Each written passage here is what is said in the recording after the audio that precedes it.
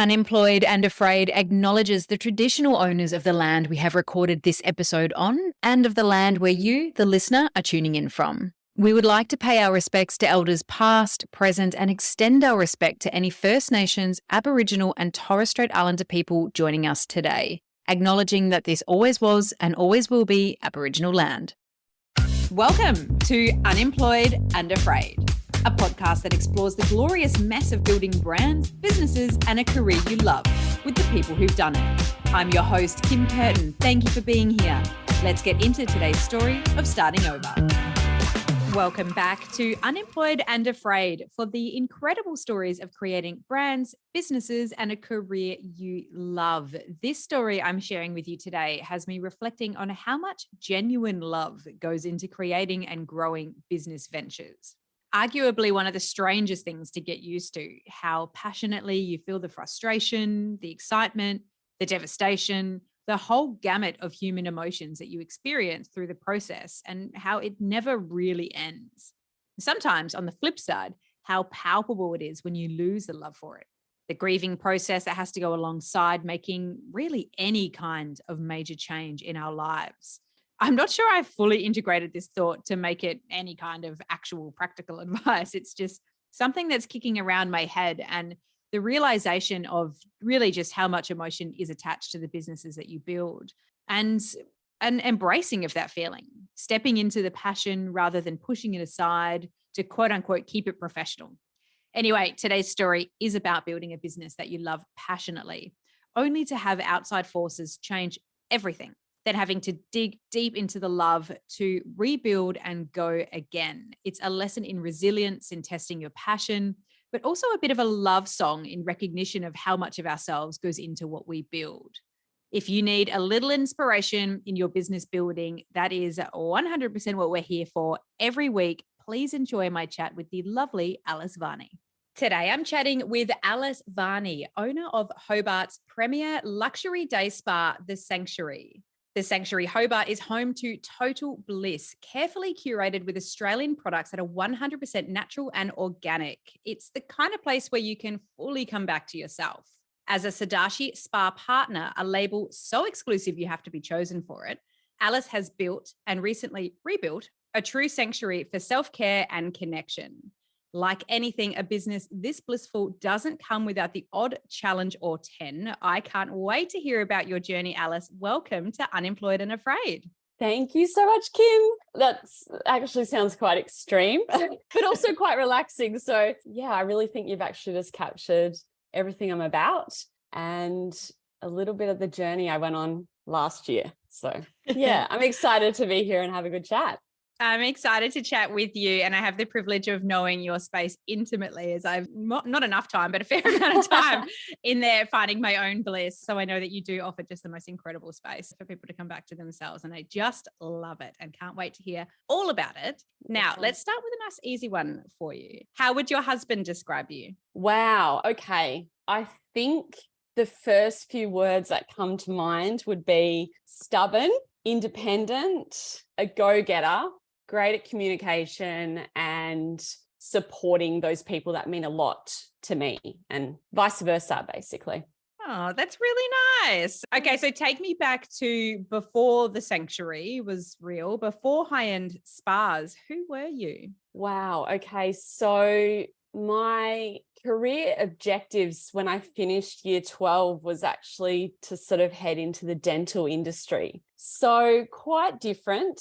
Still maybe equally as intimate as what I sort of do now, but just on a very, very different scale. And I actually worked as a dental assistant for quite a few years, and that was just like my gap year. So that led me to move from Tasmania to Victoria. And then I started that process of thinking, okay, I need to actually go to university and sort of level up here. And I was looking at studying dental hygiene. So yeah, that was the plan. And 2009 just sort of came rolling on through. And the 2nd of December, 2009, my dad passed away tragically. So sorry to hear that. I can normally talk about it actually really quite easily. And then when I sort of really put it into perspective and why I'm here doing what I'm doing and who I am, it just really sort of hits me because it did really change my life. It just totally changed my view on life. It was that real, okay, well, what am I doing? Where do I want to be? And that it really cemented life's too short. And it just sort of sounds so cliche sometimes when you hear that and people just jumping in and doing things because life's too short. But it really does show that and go, hang on, like, what am I doing? Why am I here? And what is my passion? And maybe that passion isn't looking at people's teeth every day. And yeah, trying to actually find what I can do to sort of make a difference, whether it be just for myself. I wasn't really sure at this time either, really what I wanted to do. Mm-hmm. So how can I make my life more fulfilling, figure out how I can sort of really interact with people in maybe a really nurturing and nourishing way. So in that time, 2010, I moved to Western Australia with my now husband, Luke. And I was just dabbling in things, trying to find my way. And I had this really strong urge to, in particular, study massage. But I did really like sort of the idea of skin and just allowing people to switch off and be relaxed and nurtured. So I suppose that's where the diploma of beauty therapy came up. And the idea always was to go into day spas. I wasn't really sort of going down that more beautician or injectables or anything like that. It was definitely more about people escaping and filling their cup back up. What was the process like going through that study? To be honest, I was actually very, very fortunate. Some of the girls I studied with, they were sort of having to work at the same time and focus on that. So we were pretty much a full-time diploma. So we completed it within 12 months. At this stage, Luke, and he still does right now, he actually works fly in, fly out. He works in a lot of mines doing construction all across Western Australia. And fortunately, for me and us, his income was something that was able to support both of us. And it meant that I could really, really focus on my studies. So much so, I was Student of the Year and a few other awards as well. And I felt as though by me achieving those extra few things that it really did show that I was committed and that all of my husband's hard work has paid off to be able to support both of us while I did that. So yeah, I'm very, very grateful. Did you go to work for others after that, or did you jump straight into the self-employment pool? Definitely worked for other people. And it is without a doubt the best decision I actually ever made. I don't think I am who I am without going to those businesses and learning from them. There is no denying the skills, even just the business operational processes, learning those things firsthand and growing with those people and understanding actually how business works. It was, to be honest, it was actually more rewarding, and I learned the most with those businesses as opposed to probably the actual diploma. And I think that's like many jobs that you do. Often you'll do the theory, you'll do the study, whether it be TAFE, university, or, apprenticeships and things like that. You're going to do that work. And then as soon as you step foot into the actual workplace, life hits you and this is the reality. And you actually learn how to sort of use some of those skills, but actually grow from that. Absolutely. It's a pretty big jump to go into that deep end of the pool and having your own thing. What triggered you to do it? I think I suppose the push initially was Luke being from Victoria and me from Tasmania. Living in WA up for quite a few years, you sort of are constantly traveling east and that wears you down. Like I said, Luke still works away, fly in, fly out. So he kind of still makes the trip, the poor guy, but his choice. But it really is so far away as well, isn't it? Like Perth feels like on another planet from the East Coast. And they actually, like, the West Aussies love being that far away. They actually thrive off it, and they do enjoy sort of having their own side of the country. So yeah, you do feel like you're quite isolated. I absolutely love it. I would be back there in a heartbeat, but we were drawn back here, and Tasmania was the perfect place to come home to ultimately. And I just knew coming back to Tasmania, I think it has got a lot of opportunity to work for yourself. So the support, you can just literally walk the streets, even wandering around like weekend markets and things like that. You can see the support that people have for small business. People are so excited to be buying local, eating local produce. I do really think as a state, we do it very, very well by supporting one another. And we're quite proud to say that we're using this or doing this. So it just felt like it was not easy. It's going to be an easy journey and I can just do it because everyone's going to follow me and support my business, but easy because you have those people around you that will give you a good go and actually want to sort of see you succeed. That's so true. There really is that community mindedness in Tasmania. It is a very special place. What was the first step that you took in making your business a reality? I'm very fortunate, and a beautiful now friend of mine runs a hairdresser's down here in South Arm. So my hometown, my home community, and my mum kind of actually sort of set it up. She said that there was a hairdresser down this way now. Like these kinds of things didn't exist when I left South Arm.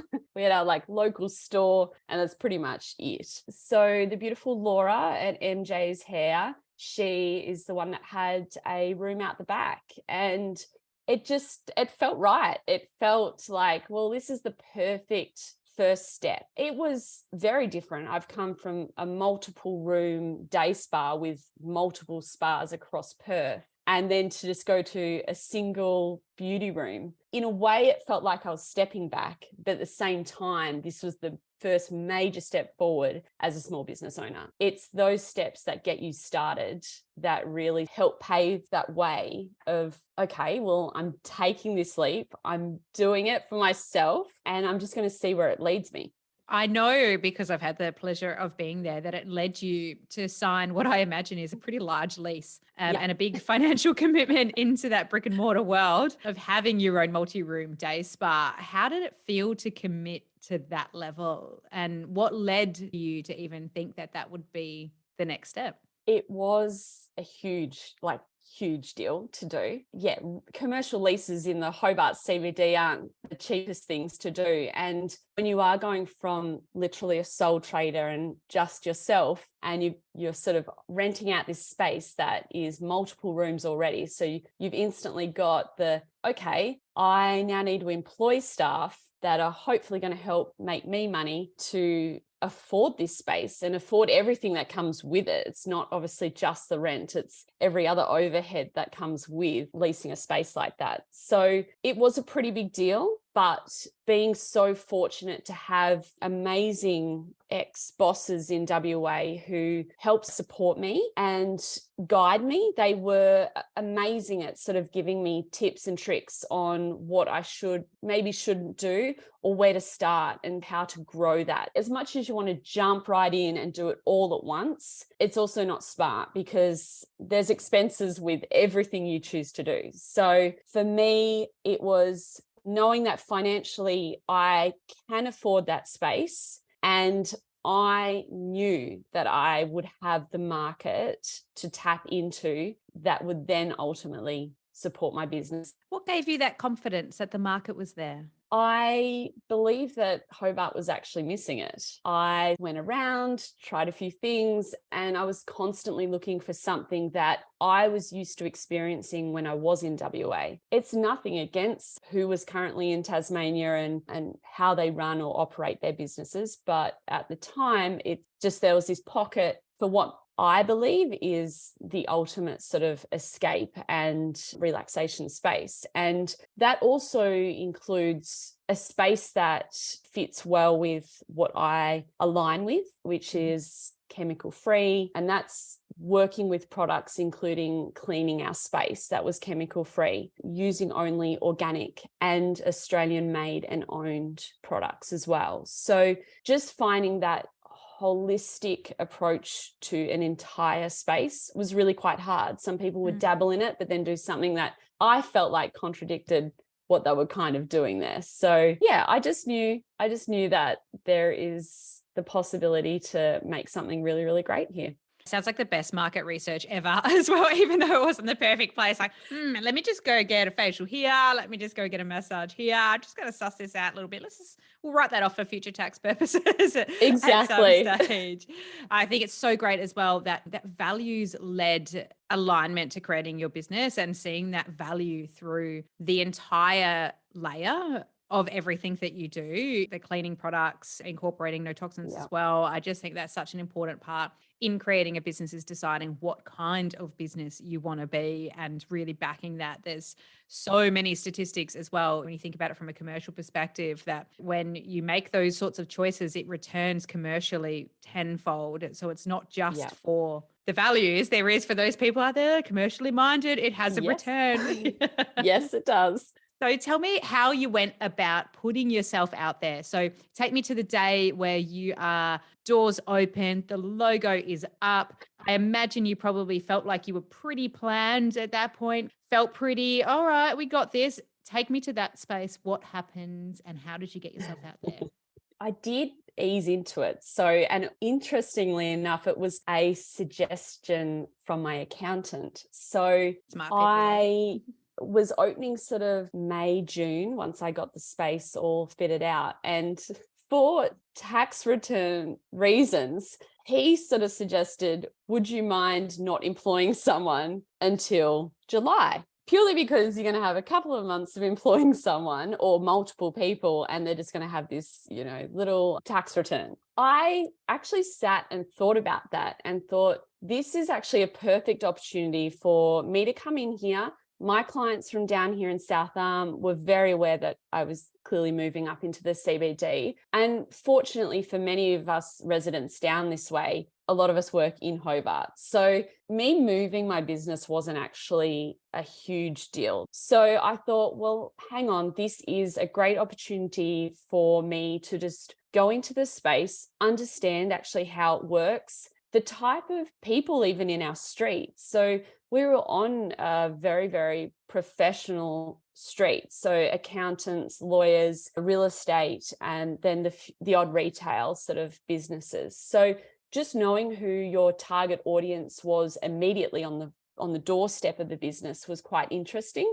So that gave me that time to suss out who these people were and maybe what they were looking for. And then ultimately came July, and I clearly knew I needed staff. So that's probably where the real journey of growing the business and really stepping out of my comfort zone began, because it was employing people and actually making sure that once that door closes and they're in there with a client, that they are also treating those people how you would, and delivering a service that, for me, every single client gets 100% of my energy and my time. And I can only hope that my staff would be doing the same thing. So it's quite hard to let go of that. It's a massive, massive deal to go, okay, I'm hoping once the door's shut, you're doing everything I've told you to do, but also at the same time, still be yourself. I'm a big believer in that. I don't try to box my staff in.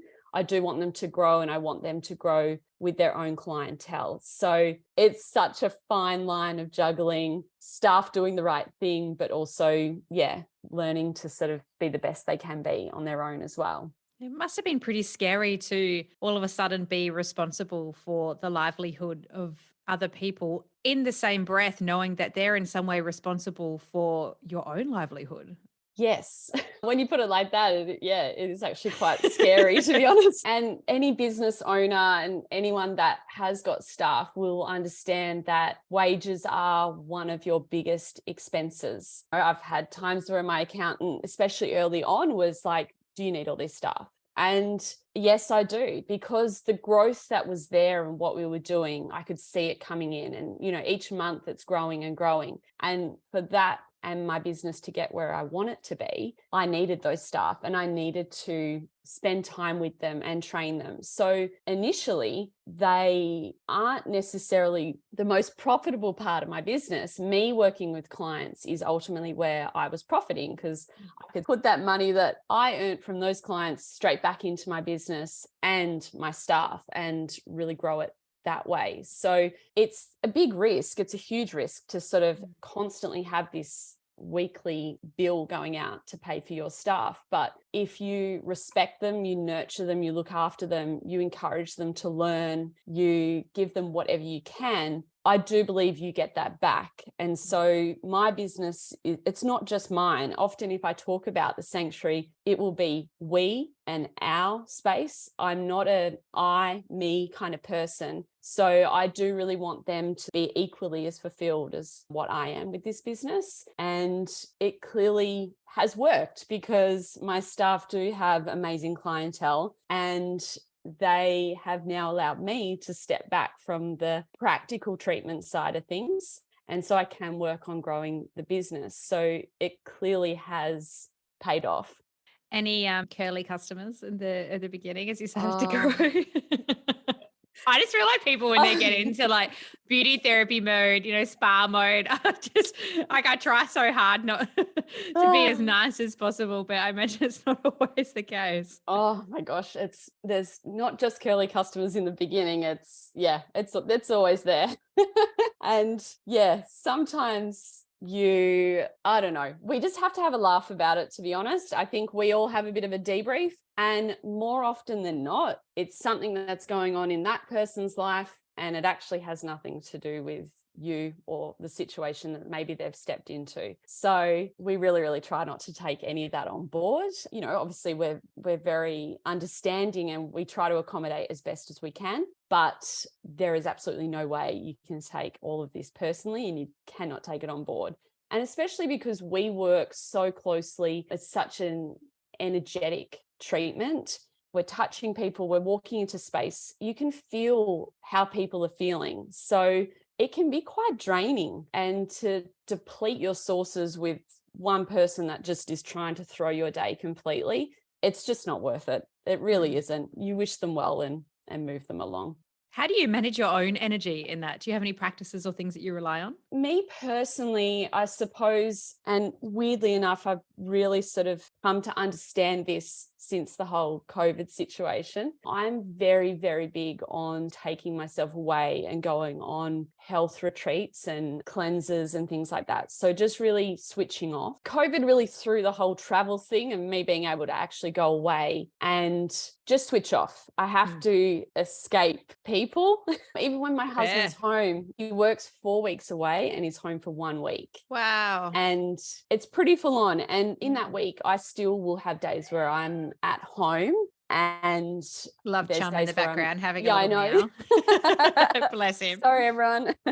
I have to remind myself that week that he's home, he has a lot to give me. So I've got to remember that when I come home from work, that he's excited to see me and excited to have that conversation. I'm in this mode for 4 weeks often, that I come home, it's quiet, I have a shower, I wash the day away. And then that week that he's home, I'm like, whoa, someone else is talking to me. Who is this man in my house? But I'm forever grateful. And it's really interesting because I do think that a shower at the end of the day, it literally washes the day away. So I think just taking a moment and checking in with yourself, just really small daily rituals like that, I think keep me sane, keep my energy stores high. But I do know I am well and truly overdue for a decent break. Oh, I'm not surprised. You mentioned COVID. Of course, I can imagine that affected you pretty dramatically as a service-based business at that stage. Yeah, our industry was quite an odd one. Initially, you're told not to touch anyone or go into closed rooms and be 1.5 meters away from people. And pretty tough to give a massage. Impossible. So obviously our industry had that really, really weird time where, you're waiting for that guidance from the government on what we were doing. So you're basically being told your business is going to completely stop and close.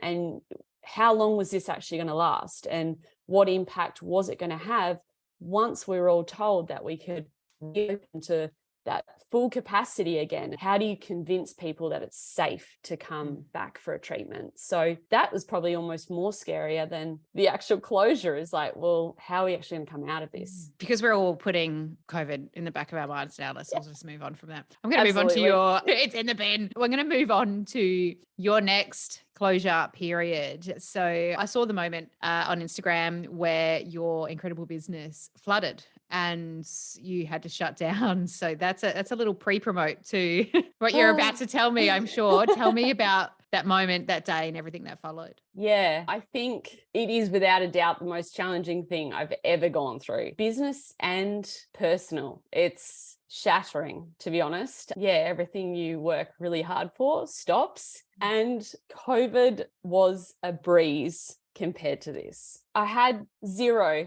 control over actually what had happened. Unfortunately for my business, there was a pipe in my ceiling. So anyone that's been into the sanctuary before would know that our workplace is ultimately a basement. And that sounds really awful, but it was super cozy, nice and dark, and the perfect space to escape. So the people above us are a cafe, and obviously cafes involve a lot of water and washing things down the drain. And unfortunately, that flooding came from a pipe that was damaged inside ultimately our ceiling. No other business in this building were affected. It all just came down into our space, and it did instantly stop my business. And I didn't really know to what capacity and for how long that would have been. And it's been an absolute roller coaster. That was all in the lead up to potentially the busiest part of the year. You know, people are edging into the end of year vibes, holidays, all of that thing. It would have just been pretty scary, I imagine, to look at the books and think about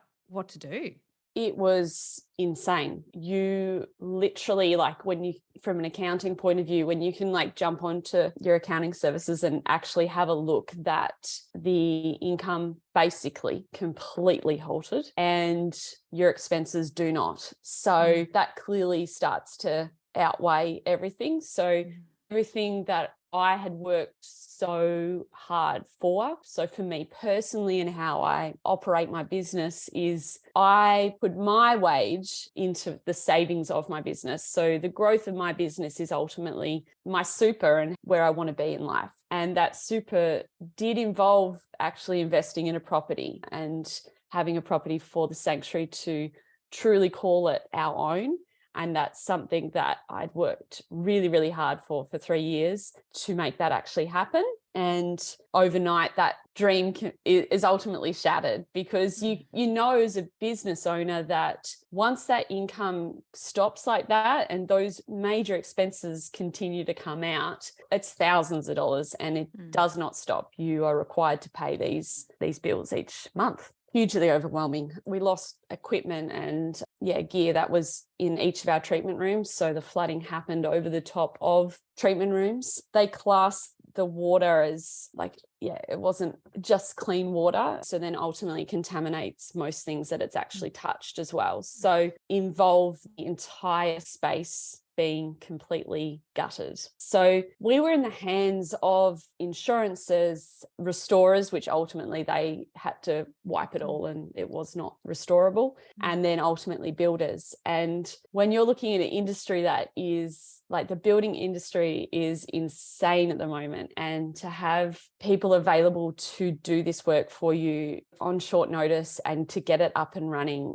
it's really hard. That's very challenging. And as a business and a commercial property, when you are impacted like that, they try to prioritize you, but that priority still very much fell short and ultimately led to 5, nearly 6 months of what we call closure. I was very, very fortunate to have a client of ours who works next door from one of the law firms, and they had this cute random little office space available if we would like to take that on. And it was so far from how we would set up a space and offer this space to our clients. So I did have to make that really, really difficult decision that it was for our existing clients only. The space wasn't appropriate to do all of our treatments. It literally was just for beauty services, which ultimately we're not a beauty services based business. We are massage and facials and spa packages and rituals. So that's, when it comes to business, that's where the money lies. And the only thing that I could create a small amount of income and to keep my staff happy and sort of ticking over was to sort of create a random cute little space to look after these very, very loyal clients of ours. You did do so well to even pivot in that moment to do something to keep you afloat. But yeah, I can just imagine it's not just the space, but also the entire ethos, all of a sudden no control over everything. It just would have been so hard. How did you motivate yourself to go again in that moment? I had to make a really quite serious decision, and it was for my mental health, that I actually wasn't working in that space. So the space was run by my receptionist and my staff. So they sort of had free reign and they really took care of that space and the bookings and looking after all of that. I was still checking in with them daily. I would pop in, but I just was not capable of being there communicating with clients, because unfortunately for me, it turned into a major legal battle, and it is something that's still continuing on and isn't necessarily resolved. So for me, my mental and emotional health was obviously important and I needed to take care of that. So I stepped away from servicing clients and my staff took over and looked after that for me, which I'm very, very fortunate. I believe you're in a new space now. How did that feel to start that next thing? Amazing. I think because being on that roller coaster journey for 5 to 6 months, and the thoughts that I was having about my business and where it was going to be and what I was doing, I literally had days where I was like, I'm done. I'm not going to operate this business anymore. I'm just going to move on with my life. And being supported by family and friends, and my husband, absolutely biggest cheerleader for me. He's like, no, but that's not your passion. Your passion is to do this and to grow the sanctuary and have your own space. And so he would remind me in those days where I just was completely done with it. And fortunately, once a few things sort of settled, I'll use that word, it meant that I was able to sign another lease. And this space is absolutely gorgeous. We're so fortunate. It's only us it's a 3-story building. We don't have to worry about anyone above us except ourselves. So no risks of flooding. And the space is just full of light. And I think that's ultimately how I'm feeling. Much lighter and much happier. What surprised you the most about that massive change period and everything you went through? The loyalty of our clients was huge. And there was obviously such huge fear that we've relocated from the CBD up the street, but as many Tasmanians complain about having to go 2 minutes up the road, that felt like a big deal. It's like, oh my God, I'm leaving the CBD. So there was such a fear there that people aren't going to head up Campbell Street, which is still classed as Hobart. Love that. We're such weirdos. And then it's oh God. So the loyalty of our clientele and just seeing them come through. We reopened 2 weeks before Christmas, and it was a race to get it open and functioning so we could at least service these clients, allow them to come in and buy products and gift vouchers. So that was it was overwhelming. It was so beautiful to see these people again. And I suppose to see that energy back in my staff and their excitement and their passion to sort of come through and really turn this space into ours. I've said it a million times now and it just sounds ridiculous, but everything happens for a reason. And we are here now because we're supposed to be here. I often remind myself life does happen for us, not to us, but it's often with retrospect that's actually possible to even think about. Looking back on everything now, what do you wish you knew before you started this journey? I think emotionally, it's more just that attachment you obviously have to that space and where your business was establishing itself, sort of having to let go of that. It's those kind of feelings that I think were the hardest part about it all, and the fear of choosing a new place to work from and the expense of remarketing that space. Yeah. So I'm not sure there was anything in particular I wish I knew, because it was just probably more a personal journey on my emotions and maybe really understanding that I do still have this passion and my business is my baby and I I love it to absolute pieces. And it's just given me the drive to go harder and stronger. You touched on something earlier with community. I mean, it's definitely been a theme through this podcast more generally, but particularly our chats today, just the importance of the community you have around you, those connections you already have to help you leverage into something new, something amazing. So I always end the podcast with this same question: with community in mind, how can the listener and I support you on your journey and the next stages? Well, just doing this podcast is absolutely amazing. It's sort of been a moment for me to actually express a bit more publicly what has happened. And look, come and see our new space. It's absolutely beautiful. It's cozy. It's light filled. My staff and myself are all there on the ground, ready to treat you all. And like usual, you don't have to physically come in and purchase or have a treatment with us. We might not be in your budget, or it just might not work out with your lifestyle or times, but sharing our page, just getting our name back out there and our new location would be muchly appreciated. I'm going to make sure I've got the link to everything, your website, your socials, in the show notes. We know that Tassie, right at the bottom of Australia, this tiny little island, is on the top of so many people's travel lists as well. So if you're coming to Tassie, which you should because it's wicked, but if you're coming to Tassie, book some time for yourself. You'll feel like a new person once you walk back out. But Alice, it's been such a joy to chat with you today, learn a little bit more about your story, and you've inspired me, and I'm sure so many others, in your resilience, and also just in, having the courage to build your business twice, 3 times, a few times. So thank you so much for sharing your story with me today. It's been a pleasure. Thanks so much, Kim. It's been amazing. One quick thing: if you're hearing this, you've listened all the way through. Hopefully that means you really like this podcast, because it's pretty generous to give up 40 odd minutes of your time for it. If that is the case, please leave the show a star rating and a review. It helps me reach so many more people who might also listen all the way through and get some benefit and some support out of it. Not to mention, it puts a real spring in my step to read them. Thank you for listening to Unemployed and Afraid, the stories of starting over with your host, me, Kim Curtin.